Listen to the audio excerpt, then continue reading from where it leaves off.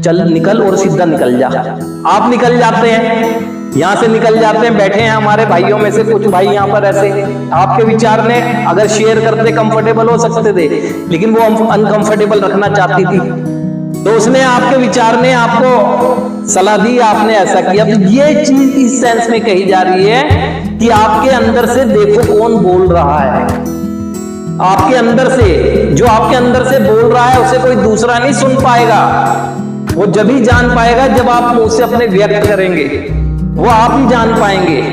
और जब जब एक इंसान की अनकंफर्टेबल स्टेजें आ रही हैं, जैसे कि आप यहाँ पर बैठ के विचारों में सोचते रहते हैं कि मेरा परिवार मेरी बात को समझ ही नहीं रहा है, मैं समझ ही नहीं रहा। क्या समझाना चाहते हैं? यही समझाना चाहते हैं ना कि जिस उपचार में आप आए हैं, गलत आए हैं, आपको वो यहाँ से ले जाएं। यही तो समझाना चाहते हैं, और क्या समझाना चाहते हैं, है ना? और ये चीजें आपको अनकंफर्टेबल कर रही हैं, जबकि आपका परिवार सबसे बेहतर आपकी जिंदगी के लिए आपको समझ रहा है, क्योंकि आप नहीं समझ पाए आपकी बेहतर जिंदगी कैसे हो सकती है। वो समझ रहा है, लेकिन वो आपके अंदर से बोल रहा है ना, बीमारी बोल रही है और आपको अनकंफर्टेबल किए हुए है। और यही अनकंफर्टेबल स्टेज आपको ले जाकर वहां पहुंचा देगी जिसको छुड़वा कर यहां पर रखा गया है।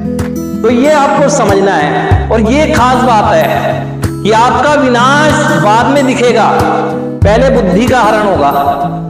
इसीलिए मेंटल ऑब्सेशन डिजीज ये इसलिए कहा जा रहा है कि मेंटल लेवल पर अपने आप को स्ट्रॉन्ग करें, अपने अंदर उठने वाले हर विचार का मोटिव जाने कि इस विचार मेरे अंदर आ रहा है, इसका उद्देश्य है क्या मेरी लाइफ को सहजता देना है या मेरी लाइफ को अनकंफर्टेबल कर देना है। अगर मेरी लाइफ को मेरा विचार अनकंफर्टेबल की तरफ ले जा रहा है, तो जाहिर माने जिस केमिकल को छोड़ने की आप बात करते हैं, उसी केमिकल के नजदीक पहुंच जाने वाले हैं। आपको बात को अपने आप को ये आपको अप्रिशिएट करता रहेगा, इतना तो अच्छा कर रहा है तू, और इससे ज्यादा क्या करने की जरूरत है, बस तूने अपने आप को नशा मुक्त रखा हुआ है, तेरे लिए इतना ही काफी है। इतना ही काफी नहीं है।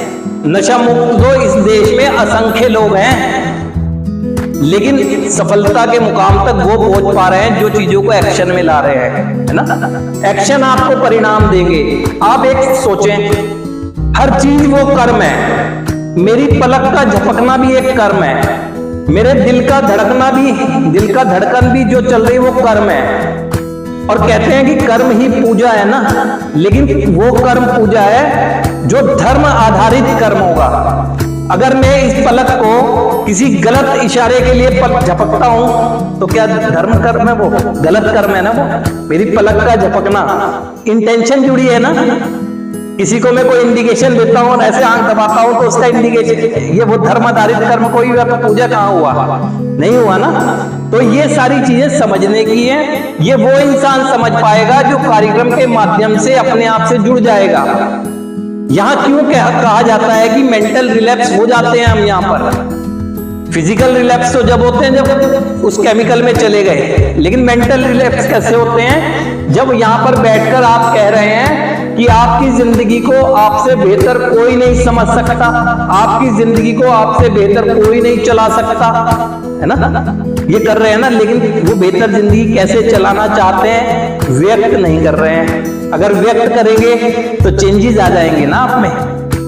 क्यों कहा जाता है कि अपने विचारों को, अपनी भावनाओं को शेयर करें, ताकि आपको समझाया जा सके कि बीमारी की प्रवृत्ति देख, केमिकल से इतना समय हो गया दूर हुए, फिर भी तेरे अंदर से देख क्या चिल्ला रहा है। अंदर से ही चिल्ला रही है मेरी बीमारी ना, और उसे आप ही सुन रहे हैं। आप ही सुन रहे हैं, अपने आप को अनकंफर्टेबल कर रहे हैं। तो ऐसी स्थिति में जान लें, आप में से बहुतों के साथ परिणाम जो आए, यानी केमिकल में चले जाना, वो एक समय बाद आए, ठीक। लेकिन आप खुद पहचान ले कि ये आपका विवेक जो है ना, आपकी बुद्धि का हरण पहले ही हो गया था, बुद्धि का हरण। कि अब मुझे कोई जरूरत नहीं है, इनफ, काफी हो गया अब, है ना, काफी हो गया। जैसे जिंदगी मेरी और आगे थी ही नहीं। जब मैं ठीक रह रहा हूं तो ठीक ही तो रह रहा हूं मैं। बुद्धि का हरण हो गया ना। आप ये सोचें, बुद्धि का हरण हो गया था, विनाश तो बहुत समय बाद हुआ।